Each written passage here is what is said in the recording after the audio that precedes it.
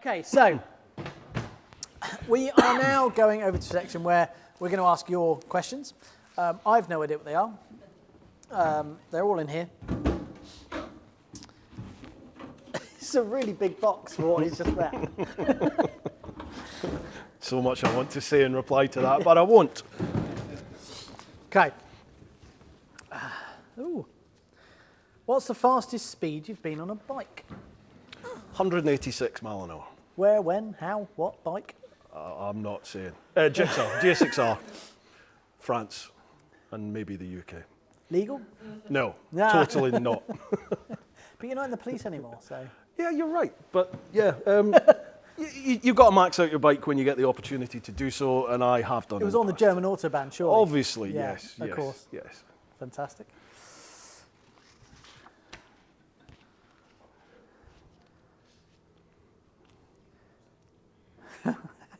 Have you thought about getting your beard sponsored? Sponsored? No. Chopping it off for charity? Yes. I do know a beard oil company, Captain Fawcett. Yes. They sponsor people. They do custom beard oil and moustache wax and stuff like that. I use Broad Beard Oil. Is the one I use. But no, I am. Do you know sponsorship on a serious note is it's a tricky thing. I've got sponsors and I've had sponsors on the channel. But I would certainly recommend if you've got a channel or if you've got anything, a platform that you use, I would try not to have any sponsorships if you possibly can.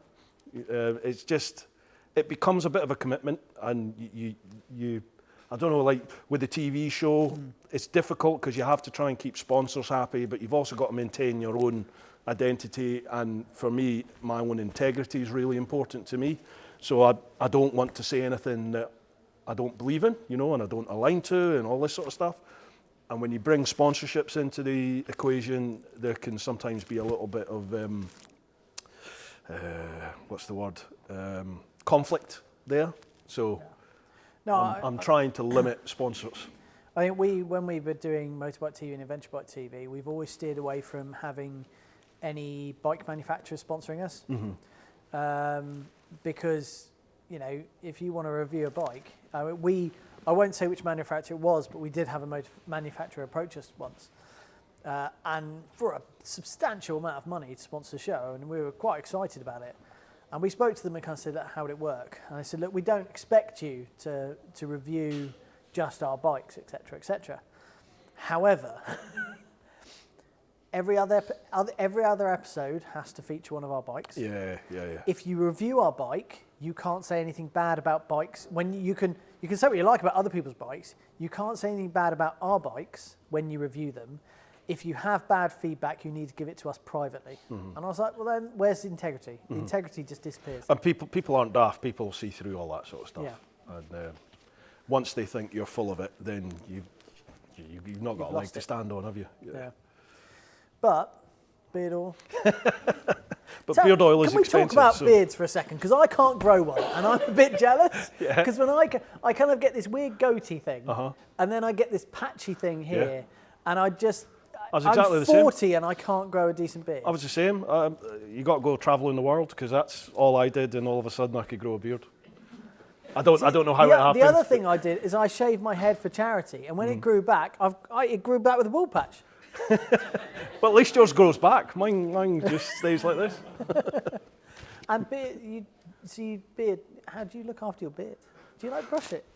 Yes. I'm genuinely fascinated by this because I really would like a beard. I do, yeah. When I shower, I use a beard wash, and so you wash the beard because it does get can't you just use? Apparently it is. Apparently you can't use, or you can, but it's not good for your beard.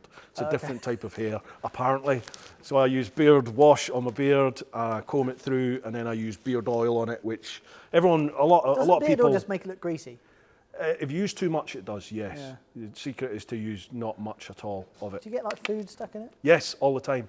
And when I eat, which obviously I do quite frequently, the beard follows the fork into your mouth. It's not pleasant. Yeah. Should we start a new show? Beard TV. I think we're behind the times there. Beards TV. were about 3 years ago, so we've missed that boat. Okay. Next. Bruce, Hiya! Hiya! Let's say that. Was this Christy? If you were to travel the world again, yes, really, in brackets, what would you do differently? And would you take a different bike next time? Cheers, me. That's not me, they said. Gotcha. I would take any bike at all. Whatever one was in the garage at the time, or if someone wanted to give me a bike to take, I'm really not fussed about what bike I did it on. I wouldn't be caring if it was a 50cc, I wouldn't be caring if it was electric. I'm not bothered by that. A bike's a bike. I'll just take that and off you go. What would I do differently? It's a difficult one because I'm not in the same place I was in when I went before. When I went before, I wasn't married. I was with my wife, but it was still in the early days, and I had the trip planned before we met, so I didn't feel any sort of obligation, if you like, to her. Very careful how you phrase how you feel about your wife and your obligation. No, my wife's also, there's a reason I married her. She's brilliant. She's brilliant for me.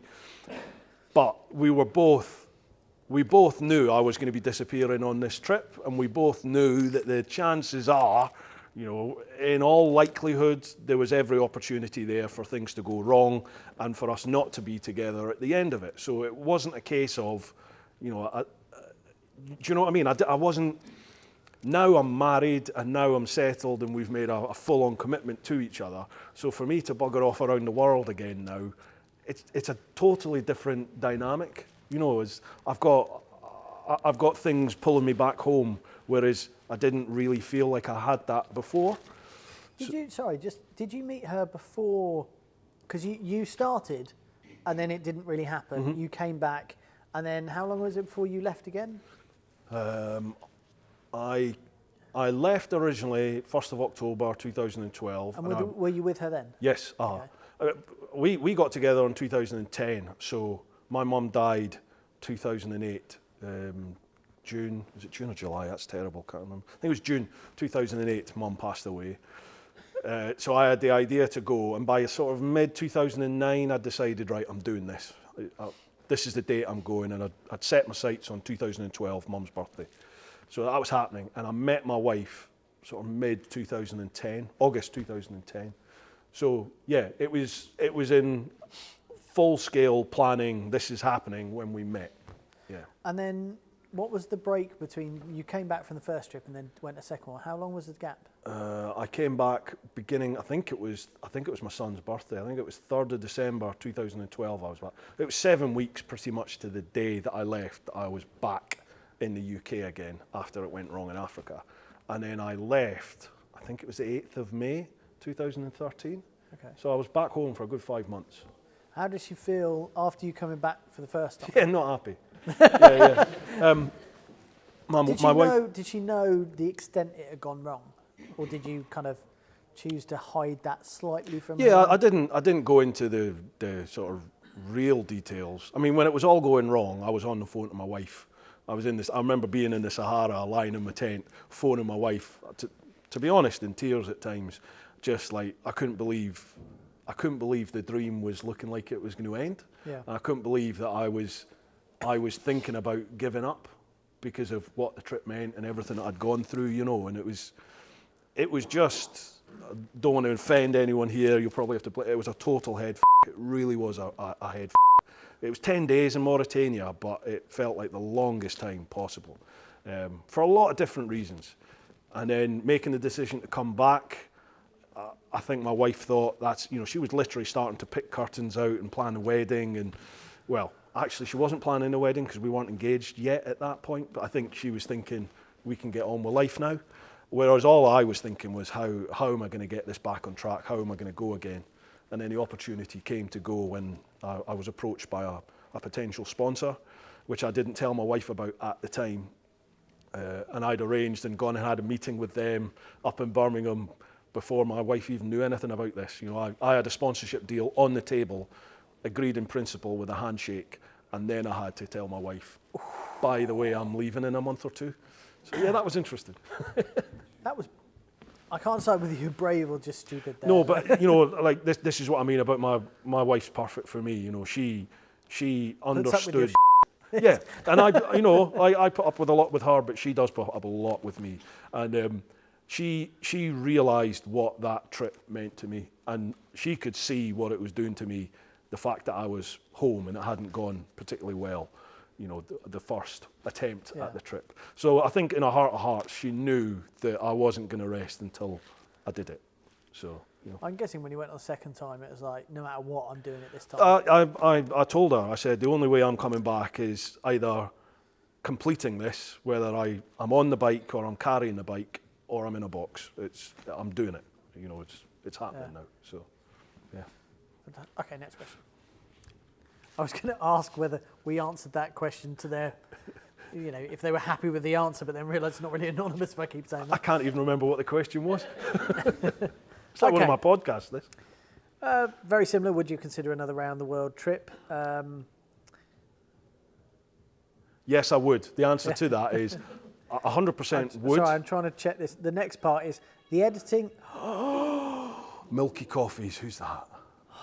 Oh, it's Guilt over there. Look, Guilt. Oh. Everyone get your rounds in. Shame.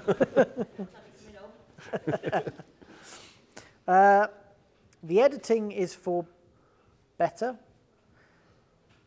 I think they're saying the editing is for better. Camera work is improved, so perhaps more views on YouTube? Question. What? So? Would you like to read the question? I'm not. Right. The second bit, obviously.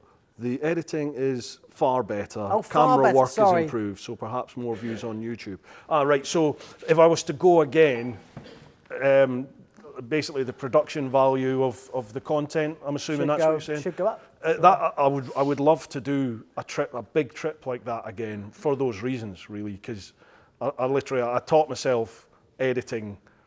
I remember doing it. I remember Googling how do you edit a YouTube video, and I was at the Nürburgring. I was in a hotel at the Nürburgring on the trip, and I suddenly thought, well, I better actually figure out how you make these videos then, considering I'm supposed to be filming this trip. Another talk about sponsors. You've got that thing when you go back to sponsors. I mean, for me it would be more.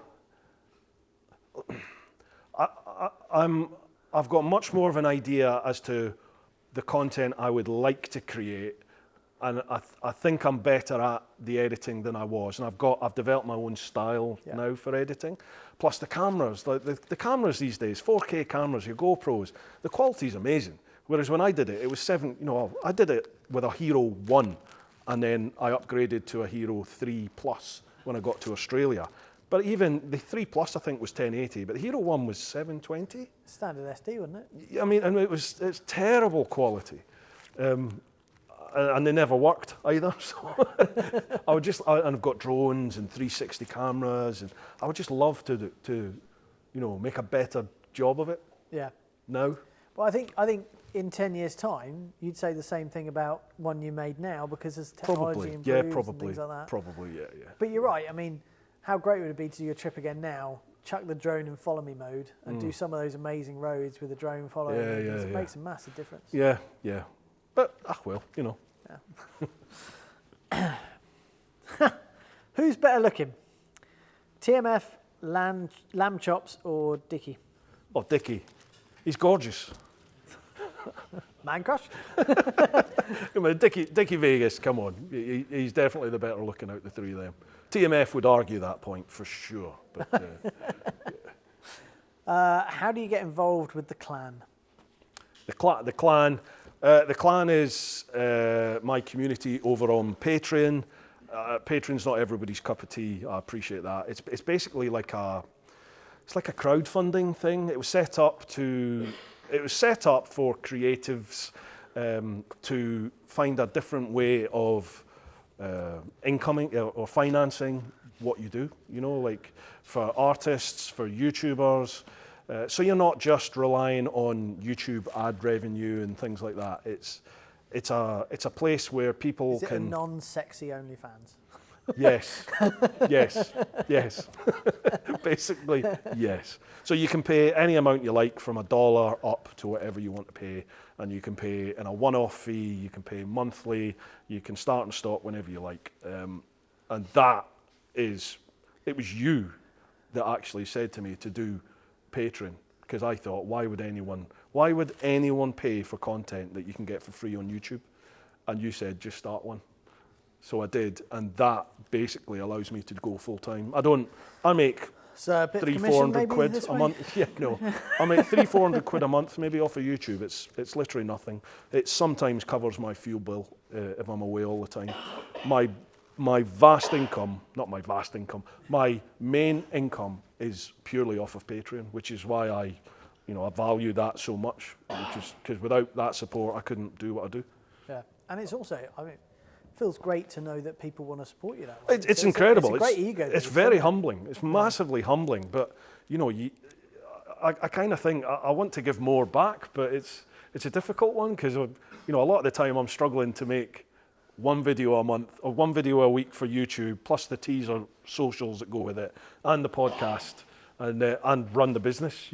Just running a normal business as well. I think that's what a lot of people forget when you're doing things like YouTube and stuff. You are running a business, and it's a lot more complicated than just sitting down and making and videos. the tours as well now. But the difference is I love what I do, so it's not like work. You know what I mean?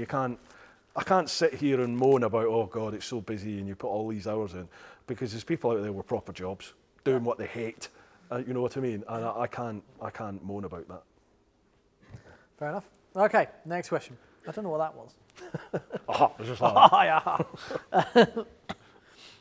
Oh, that's the same one. I haven't moved it on. Is the future electric or hydrogen? Not KTM. Kawasaki had a hydrogen thing, haven't they? I think it's alternative fuel cells in some shape or form. See you later. Hope the gig goes well. So he's leaving because it's not because he's fed up. He's in a band, and his band is playing later. So have a good one. See you Enjoy. later, buddy. I had a chap called Alec. I've forgotten Alec's surname. It's from English Electric Motorcycle Company. He's been on the podcast a couple of times, and after I did the UK ride on the electric, he came on for a chat about the issues that had come up in that. And we had a big, long chat about this, about what is the future of electric. And he said something that stuck with me. He says he thinks the electric motor, 100%, is the future. It's the battery that's. But the battery side of it, where we currently are, isn't. That is what holds everything back. That's the biggest environmental impact. It's everything like that. So we need to find a different way of fueling this electric motor and a different way of storing that fuel. And when we crack that, we're off to a jolly good start. I think because I know Kawasaki launched 3 bikes at EICMA, I think it was. So one was full electric. One was a hybrid, which I kind of like the idea with, because you can not only does it do the normal kind of plug-in hybrid thing, also you can use the electric as a boost button. Yeah. So then you combine the motor and electric. Yeah. But yeah, then there's the hydrogen, and what they've done, I don't know whether you've seen, they didn't actually, they only had a digital model of it. But you look at it and you think, it just looks like a normal bike with panniers on. But the panniers have the hydrogen cells in. So obviously that does limit your kind of storage capacity, but it's an interesting idea. I think. You have to start somewhere, don't you? Yeah. They can only do the best that they can possibly do at the moment with the technology that's available. But technology will advance as you make all these steps, and we're not going to get the answer overnight. It's going to take a decade or two to get to where we want it to be, for sure. But it has to change. It has to change. Fuel's running out, so we need an alternative. At some point, something's going to happen. It's going to happen eventually. Yeah. Okay, next. How did your YouTube come about? What's your big trip plans for the future? The YouTube happened purely because of the world trip. Just that I was doing this trip and I wanted to document it for myself, for my family, for my friends, and I thought it might be something that people would be interested in. The second I decided I wanted to do a world trip, then I got on YouTube and looked to see who was doing it, and I enjoyed following other people. So I thought, well, I'll do the same and share my experiences, because all the questions I had, I knew other people would have. So it's just a good way of sharing the knowledge. And it just sort of grew. I finished the YouTube, the world trip, and I thought that was the end of my YouTube channel, to be honest. It was done. That was Teapot 1. It was always the round the world trip. So as far as I was concerned, Teapot 1 was done now, finished, end of the line, job done, did the book. Took a while, but eventually I got around to getting the DVD. Well, I spoke with you and got the DVD done, didn't we? And then I thought that was Teapot 1 done. And it was 2016 before I actually made another video, and that was purely because I just missed the interaction with people. So I had loads of people messaging me saying, "What you doing? What's next? What's happening?" So I just did one little vid to say, this is a little update as to what I've been doing, and it seemed to go down well, and it went from there, really. Big plans. Big plans for trips? I really want to do a tour of India, but it's literally, in my head, it's a 10-day. It's just 10 days, ideally on a sports bike, doing bits of India. Just get there, whack round, meet up with loads of YouTubers, Indian YouTubers. I hate to burst your bubble. Having ridden in India. Oh yeah, I know. You're not blasting around anywhere on a sports bike. I know. With those potholes. I know. But for me, like anyone can fly into India, and anyone can go and get the Royal Enfield. Anyone can find a GS somewhere and rent that and go off. I'm not a sheep. I'm as you know, I'm very stubborn. I don't like to be one of the crowd. I want to do my own thing. So, for me, it would be like a sports bike. Ideally, if I could get the Jigsaw back on the road and take the Jigsaw over to India, awesome. See, I would love to do that. My worry about you doing that is if something goes wrong and you wreck that Jigsaw, I feel like put that Jigsaw in some sort of museum, get yourself a new Jigsaw, and do it on that. That was my original plan. Was the Jigsaw was going to be, and I had my wife's approval on this. The Jigsaw was going to be built into the kitchen. We'd bought a house and we were going to redo the kitchen, so the Jigsaw was going to get built into the kitchen as like a little unit, a display unit in there. But then the actual physical dimensions of the bike meant that if you put a worktop on top of it, it would be fine for me, but my wife would be doing up like this, so it just didn't work. And then, as the Jigsaw's just been sat in my garage, sort of rotting away, I just look at her and I just think, what a waste. That bike she's got 103,000 miles on her now, and what she's been through and what she's allowed me to do, I just think it's a travesty for me for her to just to be sat there. What it needs to be is somewhere where people can come and see it. And she needs to be ridden. The people of Wales would really appreciate that kind of bike somewhere. I said to you, you were welcome. Somewhere in Wales, like a cafe stroke shop in Wales. I said you were more than welcome to have it here. Right, everyone heard that. Yeah. We're bringing it down here, pride of place on the stage. Now she's getting back on the road. I'm going to get that bike back on the road, and having said that now, I'm now thinking, yeah, bugger it, she's coming to India. So fantastic. She needs to be toured on. So yeah, there's still more in line for that bike. Just don't break it. I'll do my best not to. But I mean, she's a bit like Trigger's broom anyway. She had 4 subframes on her, so. You just send me one of the old subframes, and we'll put that on display. Yeah. How long did it take you to cultivate your beard? Serious beard envy, it says at the bottom there. The last time I shaved the beard off completely was Japan, which was, I think that was about October 2013, I think, was the last time I shaved it off totally. And I've trimmed it back reasonably tight. I think the last time was about 2015, maybe 2016. So. Do you think people would you'd lose subscribers if you shaved your beard now? It's kind of become my brand. It's part of my identity, part of my brand now. And with a beard, I'm 46 years old. With the beard, I know I look 64. Without the beard, I look about 12. Right, so it's. Let's do a comparison for lower half. Up on. It's completely different. Yeah. Would I shave it off? I don't know.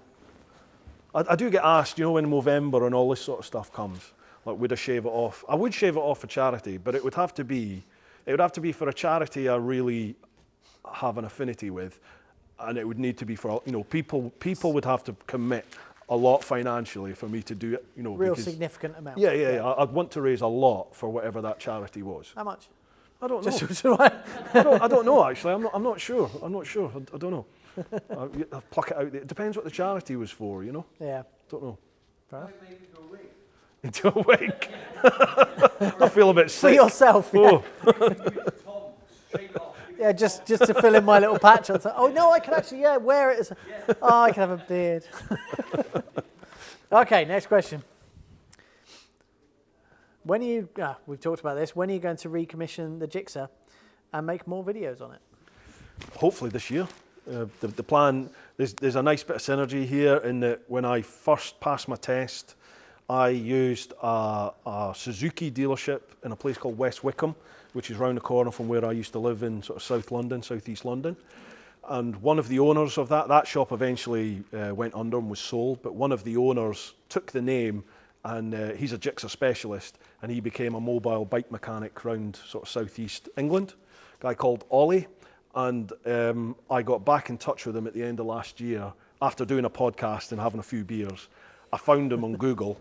And I just messaged them and said, don't know if you remember me, I used to be a customer, I used to work on my bikes. I've got this Jigsaw, I really want to get it back on the road, but it's seen a few miles. And he messaged straight back and said, of course I remember you, I loved your trip, I'd love to be involved. And It was like, right, meant to be, let's get to work. So he's going to come round in the next month or two and see what we're working with, and we'll go from there. I'm assuming there's going to be a video series. I will do a video series on it, yes, but if you follow the channel, it'll probably be ready next year at some point. Oh, so you're not going to release it as you go? You're just going to release it as I will big want thing, to do that, yeah, I'll want to do it, you know, as we go, but I don't know why, but I'm a painfully slow editor. It takes me days to do a video, so, and I've got 2 years worth of content I'm still working on now, so. Wow. Yeah. So if you fancy some editing. Got any money? No. No, yeah. Okay. Hi, Bruce. Hi. What made you give up going around the world? Why did you stop mid-flight? It went a little bit wrong in Mauritania, in Africa. It was, I think it's a number of issues. At the time, there was a massive Islamic fundamentalist uprising in Central Africa. Don't know if you remember the Boko Haram, sort of Al-Qaeda lot. They'd kidnapped a load of schoolgirls in Nigeria. That whole group had exploded out of Africa and out of Central Africa. They'd gone up into Mali, they'd like sacked Timbuktu, and they were working their way across the Sahara back into Mauritania, just as I was coming down Morocco, Western Sahara, that sort of place. So to combat that, the Mauritanian government flooded, there's only 2 tarmac roads in Mauritania, so they flooded those 2 main roads with police. So literally certainly every kilometre there was a checkpoint with police, soldier, whatever there. And you know, they, as I now know, is just the way they do things in certain parts of the world. They just point a gun at you, they want your papers, and they want some money off you, basically. And sometimes it's a couple of quid, isn't it? But I mean, for them, it's good money. It's a nice way of making a lot of money for them. And for us, it's not really a lot of money. But I was coming from an old bill background where you risk assess everything and you're always in control, you know, and like for me in London, I've had people pull shooters on me in London, and I had a guy pull the trigger at me before. But you know that when you hit that button, you know, worst case scenario, you do get stabbed or shot. Someone somewhere is going to hit that button, and you've got medical care on you within minutes, and you're going to be in a hospital, and you're going to have to get the best of the best. All of a sudden, you're in the Sahara Desert, and the first people are going to know is Bruce hasn't been on Facebook in a few days, you know, and it was all coming to a point, and I remember being sat in a hotel in Western Sahara, knowing that the next day I was crossing into Mauritania, and I was just being bombarded with emails and messages from people going, don't go there, it's horrendous, have a look at the news, look at what's going on. I had one guy message me to say, I've just come the other way and it's not good. Just do not go into there. And I freaked myself out before I'd even crossed the border. And then with Mauritania, you'll know this, when you cross from Western Sahara, you go into a minefield. No man's land. No man's land. Burnt out cars, drive on. Yeah. And I literally, because I was being obtuse and didn't want to pay a guide to take me through the minefield, I was like, okay, I'll do this myself. Well, I found myself in the middle of a minefield, with locals going. So, and then once you got out of that, I then got robbed by the old Bill at the border, and then we got chased down by like the typical Hilux truck with a bunch of hijabi wearing AK-47 wielding nutters who were trying to catch us and ram us off the road, and it was just like a proper what the fuck moment. And that went on for about 10 days. It just got worse and worse. I snapped the subframe of the bike. I nearly died of dehydration because the locals wouldn't sell me water and they wouldn't sell us any food. So we literally found ourselves in the Sahara with no water and no food. And if I hadn't met this older South African guy, Robert, I definitely would have died, because he saved my life. I was literally lying in the desert thinking I'm done now, and he turned up, and 60-odd-year-old bloke kicked me in the ass and picked me up and put me on my bike. And he just said, "Get your fat ass down that road." And that was it. Off we went.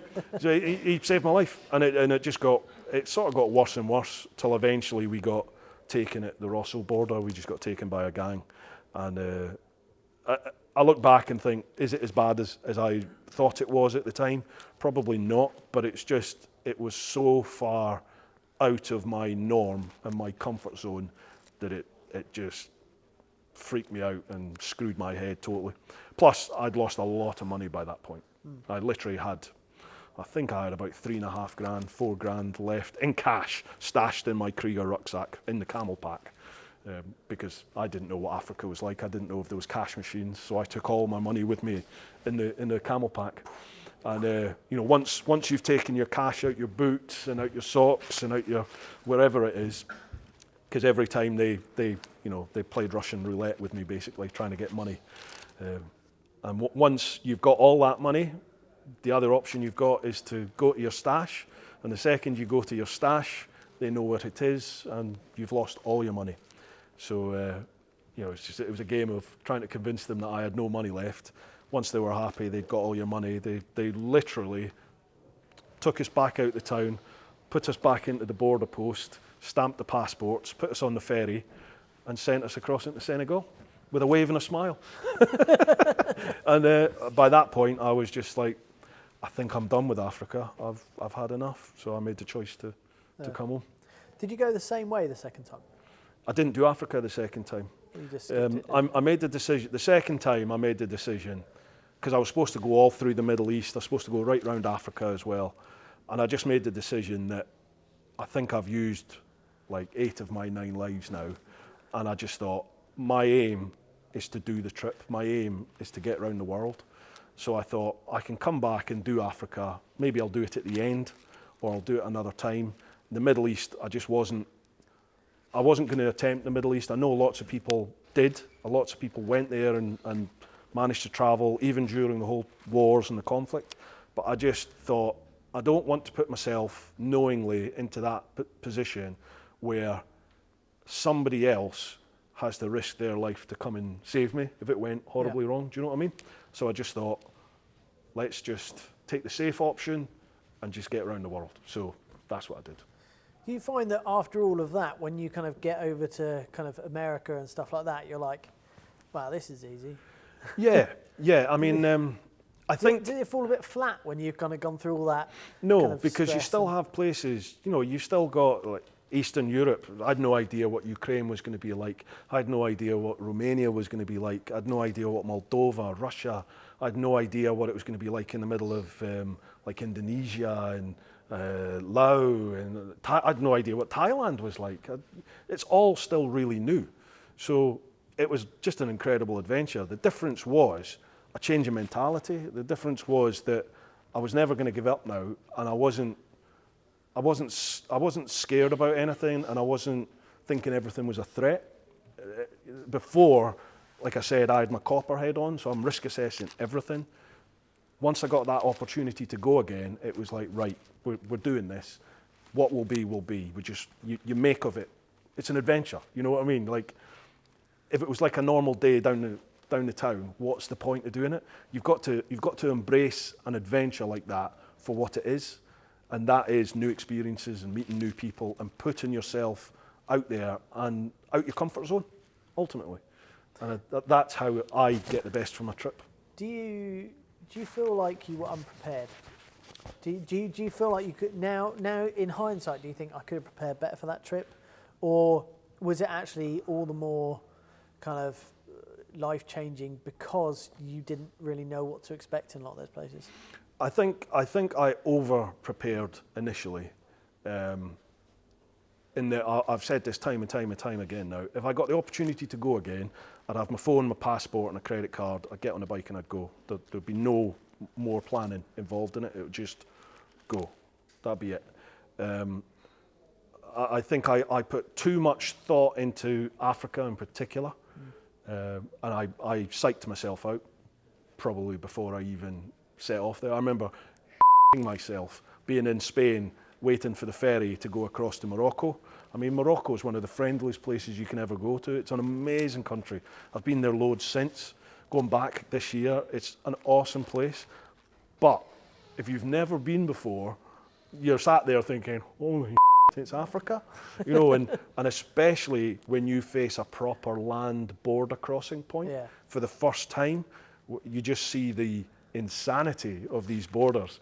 It's crazy, isn't it? Oh, but I love that now. But at the time, that freaked me out. Now I love all that. Yeah. I think, the first time I kind of went through a border, it was really like, oh my God, there's so many people. And you're not really sure where you're meant to go. Yeah, everyone's hustling, aren't they? Yeah, everyone's and you hustling, kind of trying to make money. kind of like, oh, I'm here to help you, and you think, oh, you're an official. Yeah, and then you realise they're not an official, and then they're asking for money, and you're like, and I think that most border crossings I went to, I actually someone came up to me, and there's always someone's going to come up to you and say, oh, let me help you, and I just go, yep, fine, and I say, how much? And then I'd always pay them a tiny bit more and say, keep it. And you do that, and it's for me it was like a $5. For them, that's like, it's like a week. This is brilliant. And then they just will do anything for you at that point. And actually, just being prepared to just go, right, I'm going to give you $5, and they will just do anything for you, and they make because they do know everyone. There just happen to be loads of them, so you're never sure. But they'll go to the ends of the earth for you then. And a lot of the time, the actual border officials themselves, obviously, they're getting a little kickback from the people that are there jostling and hustling to make money off of you. Well, they give their little share to there's a proper little empire going on, a nice little business. And if you don't use any of these fixers that are there, you're at the back of every single queue, and you'll get to the front of the queue and they'll go, we need this photocopied. You could have told me that 2 hours ago. So you go and get a photocopy, you join the back of the queue, 2 hours later you get to the front and they're like, we need 3 copies of that. So you've got to go back, they'll make your life hard. Yeah. But you can also get fleeced by some of the fixers. So it's part of the game. Yeah. It's just part of it, isn't it?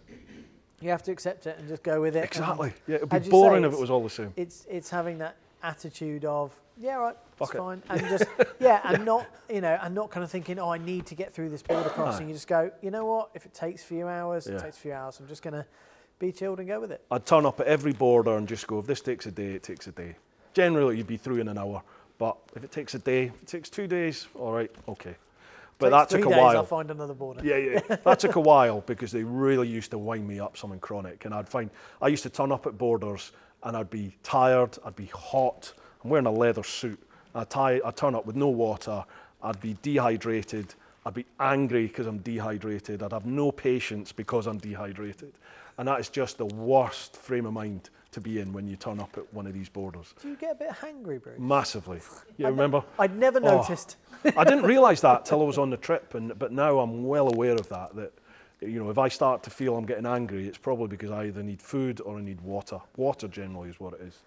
It's when your head goes down, I need something to eat now, Tom. Yeah. You learned that quite quick, didn't you? Okay, so Because of the situation in Russia, Sub-Saharan Africa, ISIS in West Africa, East Africa, etc., is the world a smaller place? A smaller place? Yeah. I think the world's a smaller place, not because of that. I don't think it's a smaller place because of like the security issues in different places.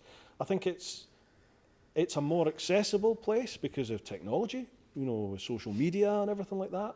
But it's still a bloody big old place, isn't it? Oh, you know, it's when you're travelling, it's a big old place. It's become easier to travel now, even by bike. If you look at yes and no. You look at kind of the Austin Vince when he did Austin Gerald Vince did Mondo Enduro. Yeah. You know, pretty much every road they did is now just paved. You know, concreted or tarmacked, and it's become, I think, a lot easier. But then there's a lot more restrictions in place now because of what we've just gone through with the pandemic. You know, as some countries, there still is COVID restrictions going on.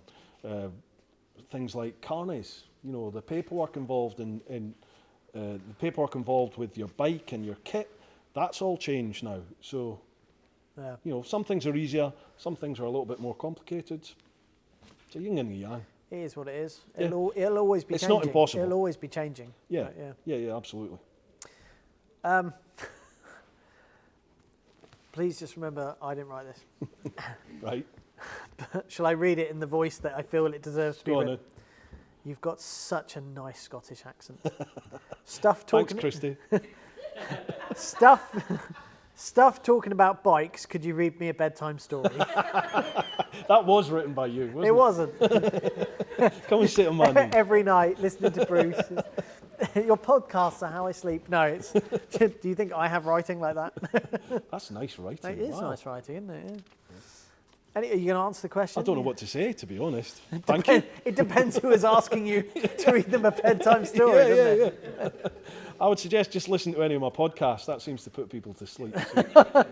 Or watch a video. Has the same effect. Okay, we've only got like a few minutes, so we're gonna race through these as we can. Yeah. What is the most amount of miles you've travelled in a day? In one day? Yep. I think it's still Russia, and I think it was 1,450 mile, I think, and it was horrific. Yeah, it was a hard day. That's a lot. I've done my most is 1,024 in a day. So that was to do. You know, you could do the Iron Butt Challenge, 1,000 miles, 24 hours. They wouldn't give me the little badge. So because I did 1,024 miles total. But in the middle of that, I took the ferry from France to the UK. And even though I still did more than 1,000 miles, they said because I used a second mode of transport, they wouldn't honour it. Well, that's poor planning on your part, isn't it? You should have been aware of that. But as you can tell, I'm not bitter about it at all. So, yeah. Why did you leave the police force? Wow. It's something I'd been thinking about, but never actually thought it was going to be a possibility. 2019, another copper put a complaint in. We had like a confidential hotline where you could basically grass up coppers that you thought were up to no good. You know, it was meant for like extortion and people that were stealing money, and it's meant for that sort of stuff, but it was also used for pretty petty things, to be honest. And I don't know who it was, but somebody put a complaint in about a video I did. I reviewed an S1000RR, and I had some fun on that bike, blurred out my speed like I always did, and they put a complaint in and basically said I'm speeding in my videos, and I was a bad reflection of the police. And that was picked up by Bruce, like... were you speeding? Was I speeding? Oh yeah, I was speeding. Yeah, absolutely. Yeah, totally. But I'd just finished my bike course. I used to work in diplomatic protection. You know, it's all Gucci. You got to ride motorbikes with a gun around central London. Awesome, perfect job. That was when you weren't taking selfies outside number 10. Yeah, pretty much. So I'd literally just finished that course, and you know, it's a good course, great fun course. and just been recommended for the next level and all this. And I literally finished that on a Friday, turned up for work on the Monday to be told, you're now restricted, here's a complaint that's coming. And bear in mind, the commissioner, the last 2 commissioners all watched the channel, all supported the channel. The driving school all watched the channel. The IAM I'd done work with, so nobody had ever said there was an issue with my riding and I was dangerous or anything like that. But the internal affairs picked it up, and the inspector in charge of our internal affairs, for some reason, I'd never met the woman before in my life, but she decided she did think I was a bad, what's the word? Influence? No, I was a bad representation of the Met, basically. She said I was a disgrace to the uniform. It's a bit harsh, a disgrace. Yeah, well, that's what she called me, a disgrace. So anyway, and she said she would do everything she could to give me the maximum possible punishment, which even for that level, all it was going to be would be a letter to say you've been a very bad boy, you've got to keep your nose clean for 3 years, and that would be the end of it. But she told me it would take 2 years to investigate, because that's the maximum length of time she could have for it. So she was going to take 2 years, which meant 2 years on restricted duty, 2 years of no overtime, and she also said I had to stop everything. I had to stop all online presence, no matter if it was under Teapot One or rebranded as anything else. I couldn't have anything. And I checked with the Federation, the Police Federation, and I was told, yeah, they can do that. So effectively, it meant the end of Teapot One. It meant the end of everything that I'd spent 8-9 years building. And I just thought, do you know what? I'm really done with the police now. I wasn't really enjoying it anymore, and I don't like being told what to do. No, really?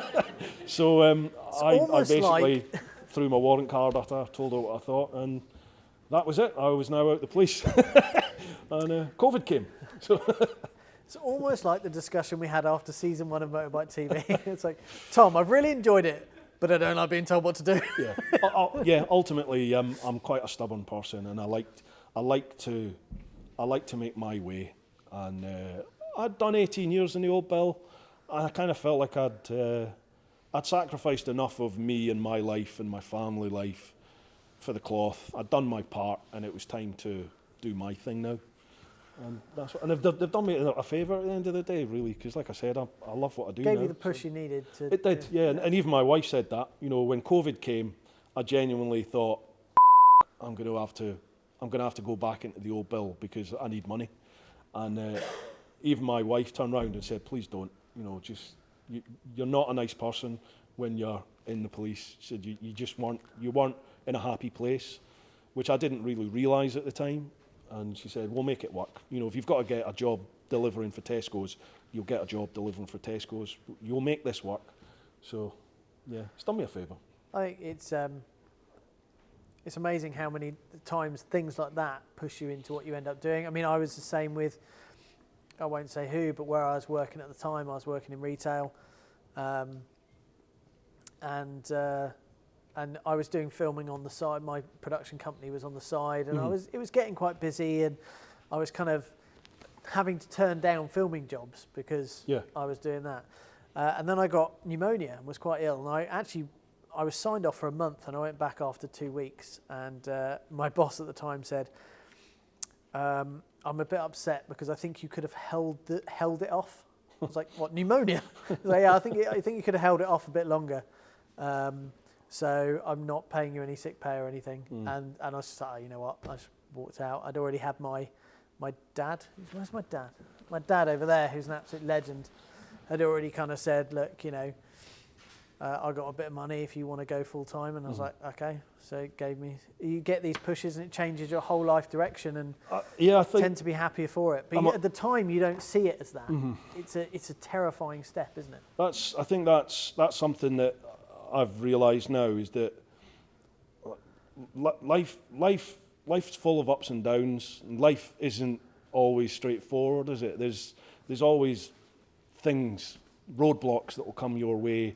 There's always opportunities that will come your way. Sometimes what looks like a roadblock is actually an opportunity, and vice versa. It's life. It's an adventure, isn't it? And the path is never A to B, A to Z. It's never a straight line. It's always lots of different ways. And you have to make that path to accomplish whatever your goal is, whatever it is that you want out of life. The only one that's going to make it happen is you, and that's something that has really hit home with me, is that if I want something to happen, the only one that's going to make that happen is me, and the only one that's going to not make that happen is me. And that's the same for everybody. We've all got restrictions, whether it's financial, whether it's geographical, whether it's family, whatever your restrictions are, but you have to figure your path. You have to figure your way through all that to accomplish whatever it is that you want to do. What do you have to do? Live your life. Exactly. Oh. Okay. Very last. I want to get all the questions done because I think it's only fair. But it's going to have to be a fairly quick answer. No worries. Can you give us your definition of an easy rider and then devil horns for some reason? An easy rider. Someone that's on whatever bike, however many wheels it's got, that's living their life and enjoying themselves. That's it. Well done. Fantastic. Nice. Okay, that ends the quick Q&A session. We are going to go on another quick 15-minute break now while we set up for our little panel show.